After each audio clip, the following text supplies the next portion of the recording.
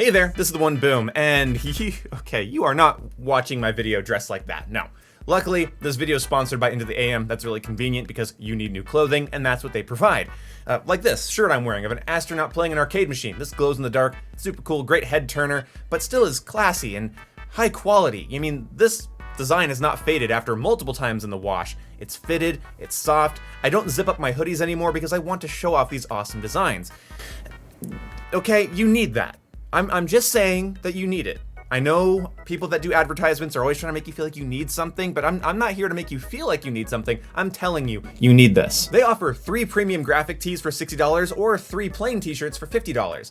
They have a ton of designs to choose from as well as other clothing items, and if you use my discount code, you can save 10%, which is not bad at all. It makes the amount of money that you have to spend on high quality clothing a little bit less. And it supports my channel. So you're supporting a great product, you're making yourself look better, and you're supporting my channel. That last part might not be the top of your priority list, but, what was I saying? You look like crap! And these t-shirts will make you look less like crap. So head on over to the link in the description after this video's over and pick yourself out something nice. They have lots of options, lots of things to choose from. Use code 1boom10, and that's an advertisement. I will see you when I see you. Let's go complain about something. Ooh, I thought that guy would never stop talking about t-shirts. Either way, welcome to the channel. Today we are talking about the Call of Duty. The Call of Duty Vanguard. The Call of Duty Vanguard Season 5. I don't know where to fucking start with this. Christ.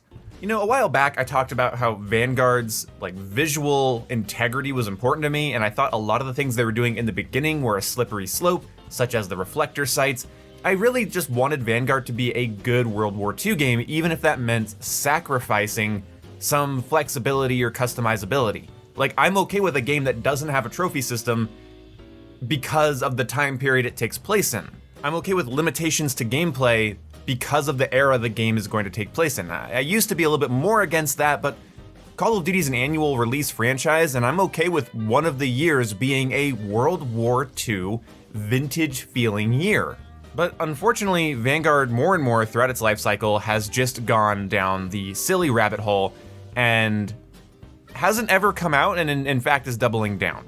Season 5 brings in operators that are villains from previous Call of Duty titles like Seraph, Menendez, Rourke, and I think Al-Assad or somebody similar. Anyway, a very Call of Duty mobile move, a very cheap or free mobile game feeling move, a really visually perplexing move, a very canon-fucky move. I'm not a fan of this at all. I will say that Modern Warfare 2019 at its silliest didn't get this silly, and hell, even Cold War at its silliest didn't get quite this silly.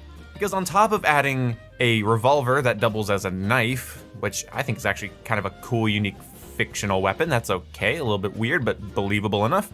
Then you have the F2000 coming in, okay, and then we have the EX-1, or what we should know as the EM-1 from Advanced Warfare, and I'm just supposed to accept this. Like, is this supposed to be a cute reference to Advanced Warfare? Did they secretly want to make Advanced Warfare this whole time? It's really weird that in one season we're getting an operator based on Rourke, which is the main villain from Call of Duty Ghosts, but don't worry, we're also getting the F2000, which is a weapon that none of these characters have ever held, and we're also getting an EM-1, because that was in Advanced Warfare. And it doesn't even, I like how it doesn't even look vintage. It doesn't even look like a EM-1 prototype, kind of a steampunky, diesel-punky type thing. It's straight up, it's just a fucking next-gen EM-1. It makes me genuinely wish that they would have done Advanced Warfare 2, because the customization on this thing is actually really cool, and the animations and sound design for it are pretty cool as well. It just doesn't fit here. Like, wow, what a cool weapon, what a cool addition. It doesn't fit here. It doesn't make any sense here. It feels like the entire purpose of this season is to generate conversation and revenue. And that's what a lot of Vanguard has felt like to me, and it's kind of concerning to me because it doesn't just show how bad this game is. It doesn't just show how bad Sledgehammer's art design or Activision's monetization is. It shows that there's a precedent now for this series that's way lower than I thought it would be. Now again, this isn't game ruining. You can still enjoy the base game mechanics. Those of us who give a shit about the rest of the package, not just the mechanics and button inputs, the actual vibe, feel, aesthetic of the game, the tone of the game, the theme, the setting. The people that actually care about the stuff that's on the box, the people that actually care about the stuff that was in the marketing material. For us, I think we're gonna be kind of concerned that Call of Duty's willing to bork everything this fucking much. And like, it's so outlandish, it's clearly just to get people talking. It's clearly just to grab attention. I think it's kind of a funny last hurrah for Activision before they get bought by Microsoft, because I just wonder if Microsoft is gonna give the COD dev teams way more freedom to follow their original artistic visions and not be pressured by Activision to be as trendy and attention grabby as possible. This is wishful thinking, of course. I don't know if that's the developers and Activision, or just the developer. I don't know what's going on behind the scenes. But to me, if I was a self-respecting developer who was tasked with making a World War II game, this shit wouldn't have touched it. It feels like a very monetary decision. I don't think anyone's gonna disagree with me on that. Like, we're getting an F2000 in Call of Duty Vanguard before an M1919, Welrod, Springfield, Lee Enfield, which is already in the campaign, but for some reason we're just unable to obtain it. Like, Battlefield 2042 is actually doing something better with its game. It's removing the specialist system as we know it and replacing it or introducing it into a class system, a traditional Battlefield class system. And then they're adding most, if not all, of the portal weapons, so like the legacy guns from previous Battlefield games, they're adding that to the main game of Battlefield 2042. So 2042 is gonna get its traditional class system and a butt ton of weapons added to it, while Vanguard is trying so hard to sell bundles and cosmetics and get people to progress a battle pass just for the shock value of having a laser gun in the 40s. I get that Vanguard's alt history, and I get that Vanguard is not supposed to be historically accurate. I'm not even looking for that. I'm not even looking for realism. I just wanted it to stay on theme. I just didn't want the game to end with Raul Menendez running around with an EM1. That's kind of all I wanted to not happen. Like, I feel like that's not a very high bar.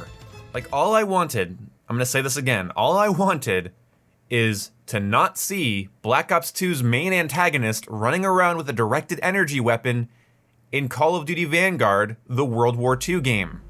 You see how, like, reasonable that sounds out loud? Now, when people picked on me for complaining about the reflector sights or any of the other weird shit that was happening, I could kind of just dismiss it, because I knew it was sort of a non-issue and I was just sort of getting hung up. But I sensed a slippery slope, and Attack on Titan skins, Terminators, Godzillas, and King Kongs, and now shit like this. This could easily be avoided though if Warzone just had its own cosmetics. Like, you just buy Warzone cosmetics, and they don't have anything to do with Vanguard. I think that would have worked out great. Because then the science fiction-y, cringy, weird shit that doesn't belong in Vanguard could have been in Warzone. I'm okay with Warzone feeling like more of a mobile game. It's a free-to-play after all, and a lot of it pays some homage to Call of Duty's past by even introducing, Call of Duty's multiplayer maps from yesteryear into the Battle Royale map. Like, Warzone being a hodgepodge of Call of Duty references and weird cosmetics doesn't really bother me because of the nature of what it is, but Vanguard, as a product, should be somebody's $60 ticket into a World War II themed universe. It doesn't have to be historically accurate to a T. They can play around with the fiction of it and everything. But at least don't be stupid. Like, somebody is going to buy Vanguard at the store, the physical copy of it. They're gonna see this box art and they're gonna be like, oh, it's a World War II themed game, cool. They're gonna take it home and they're gonna hop into their first multiplayer match. They're gonna use like the M1 Garand or the Thompson or something, and they're like, okay, it's a World War II game. And they're gonna get killed by an EM1, by somebody wearing this. And they're gonna be like, what the fuck did I just buy? Like, look, call me an old fart, but there's like an integrity to buying a product, right? Like, if you buy a video game based on its trailers and its aesthetics and its tone, and currently it's completely juxtaposed to itself, that's not cool, right? Like, that's not a good precedent to set, right? Like, we don't want Modern Warfare 2 giving us promotional material that looks like this, and then ending its life cycle with stuff that looks like this. Right? Please tell me I'm onto something here. So, now, what do I think of Sledgehammer? Well, I don't fucking know. I really hope that they're able to pursue something creative. I really hope that they're able to do something at the creative level and weirdness level of Advanced Warfare.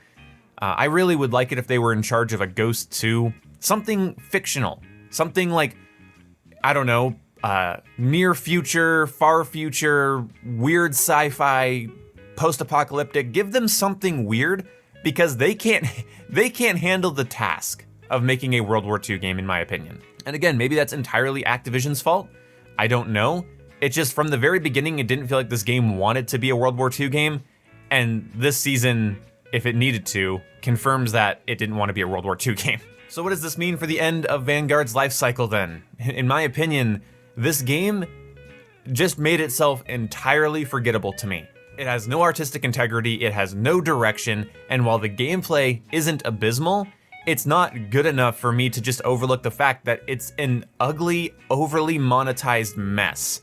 Vanguard started as a weird period piece with too much weapon customization and has ended feeling like a free-to-play mobile game in terms of its tackiness. And because of that, I'm kinda sad. I stood up for Vanguard when it came out. I liked it better than Halo Infinite and Battlefield 2042. I enjoyed the destructible environments. I enjoyed running around with my 10 attachment Thompson. I enjoyed the M1 Garand and how it felt. I love that Eagle's Nest is a map. I am so happy about that. But, no. No, I don't feel any affection towards this game anymore. They could have played to their strengths, and they could have at least added fictional characters from the time period. They could have added actual, like, 40s action hero type things. Indiana Jones, Captain America, Sky Captain. I made multiple videos about how there are weapons that the game just should have added that they never did, like iconic World War II weapons that should be in the game but aren't for no reason that I'm going to let anyone justify. Like, I bought a World War II game and now I have tacky, free-to-play feeling crap. So thanks Vanguard for cementing my hatred towards Activision and live service games. And thank you so much Sledgehammer for continuously breaking the game and re-adding bugs and taking forever to fix existing bugs and having the worst matchmaking I have ever seen in a first-person shooter. Thank you so much for all of that. And thank you guys for watching this video. I don't know what else to say. I have nothing to dive into here. I want to analyze this more, but it's just dumb. So we're done. See ya. Buy a t-shirt. Code 1boom10, link in the description. Into the AM is your place for sexy t-shirts that make you sexy, and I will talk to you guys in the next one.